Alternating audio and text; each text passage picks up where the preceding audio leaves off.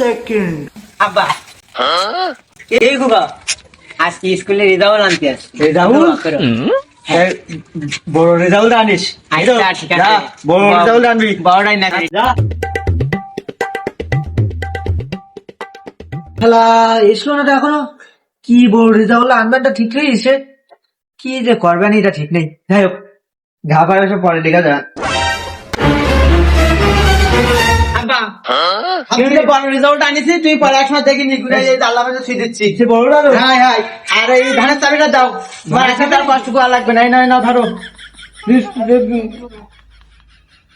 আজকে তো কোনো কাজ করা লাগবে না। ধরো তুই, ঠিক গুড।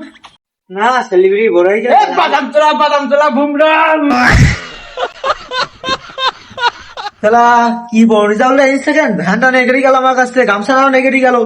দেখি দিন কি বড় রেজাল্ট এনেছে। বাপরে, পাঁচখানে ফেল করেছে, পাঁচখানে।